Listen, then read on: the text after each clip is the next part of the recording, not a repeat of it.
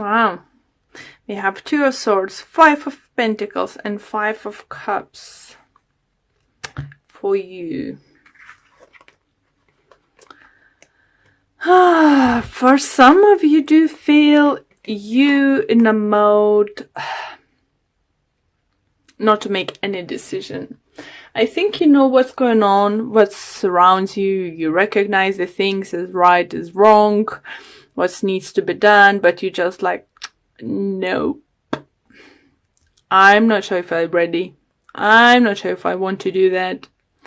And the problem is either because you're scared to speak up and start taking action because you want to be left out of the cold, have some kind of emotional loss or financial loss.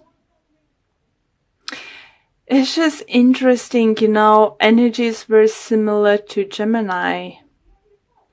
Maybe some of you are dealing with Gemini. If you do, please do check their reading, because they had, like, I would say, similar feel. We'll see what other cards might say, but some kind of indecision. Or maybe if some of you have Gemini in your moon or rising sign, it still is then definitely worth watching the video.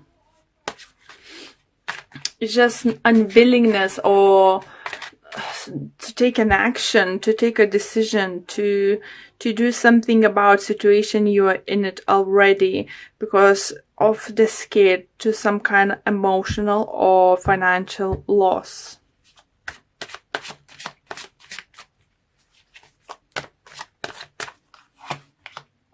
We have Knight of Pentacles, 3 of Cups, and King of Swords. Here, guys, so I have sense that some of you might be dealing with Gemini. It could be any air sign. It could be Libra. It could be Aquarius. For others, it could be, who's interesting, it could be Earth sign, Taurus, Virgo, Capricorn. For some of you, do you feel it could be love triangle? And don't think always as when card readers or I say love triangle, that is someone is cheating. For some of you it could be the case, yes. But for others it could be just a third person is constantly in between you two. It could be someone's parent, it could be child, it could be friend, some relative. It's just someone constantly, you know, putting their nose where they're not supposed to, you know. It could be third party too, guys. So I don't want to think that every time I'm mentioning 3-part situation in a love relationship, that is definitely, oh, that shit is cheating on me, sleeping with someone else. No, not always the case, guys. It could be, for some of you, I do not see someone, it could be, but I don't see your partner or you being the one who's like physically cheating on each other. I think if it happens is because one of you might have someone you attach emotionally very much. Either you or your partner might have someone who attached emotionally more than each other. Okay?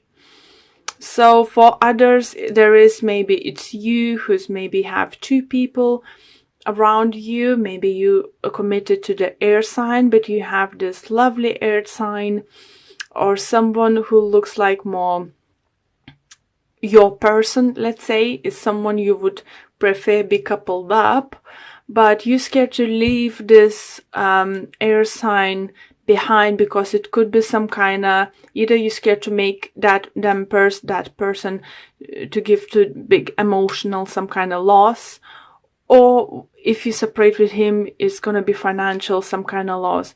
So it could be that if you marry, there is financial, you know, like mortgages and stuff, any other, you know, items you might need to, you know, sold, separate, divide, you know, and stuff. Maybe that's scaring you and you think it's just like, whatever. It's just like you know, it's fine, we can live together, I don't know, but you have an eye on someone else, or your partner have on someone else, but you're not going separate ways is because of scared to cause each other big pain or some kind of financial loss. So yeah, that's what I can see here, and definitely feel there's either someone around, you know, maybe if it's not the third party situation, let's say in love triangle, actually like 3 people interesting, like, you know, someone's trying to come in between you two, or you come in between someone else's relationship, is that if you the third party interesting in someone who's already attached, it could be that this person doesn't want to leave their partner because of financial some kind of bond they have, or maybe they're many years together, you know, and he thinks like, oh, I don't know. But number 5 is calling, you know, it talks about number 5 is, you know, don't know, it just needs changes happening. Something should happen, you know, something is calling to happen. If it could be one of your parents, you know, or as I said, the third person is just in your relationship. So hard to take that you even might think to leave your partner. For some of you, it could be at work situation that one of the colleagues is giving you such a headache that you even thinking to leave a job just because of that person. It's just not because you don't like your job. It's because you can't stand that person anymore in your environment. 6 of Swords. So that's a good energy. You're moving forward. 10 of Swords. End of situation. 8 of Swords. Temperance is healing.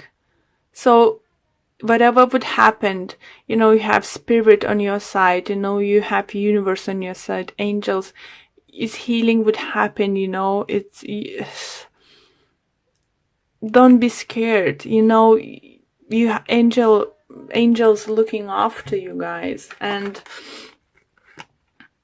once you will make a you know, it shows 8 of Swords, not making up decision what to do with this person, you know, in the certain situation, but you have, you know, it's in your hands to end this, because you just said, I need to move forward from this situation. I just need to move forward. And the next card we have is Strength. So it's just confirmation that you strong enough to move away from the situation, and you know, you don't need to be scared to have some kind of loss. Think about what you can gain. You know, it feels like you here in the darkness, huge clouds, you know, dark clouds surrounded you, and you're just like, I'm not sure, but look, there's sunshine there. There is shore, but they're waiting for you. Calmer water, sunshine. You can move on from all of this, guys. You can.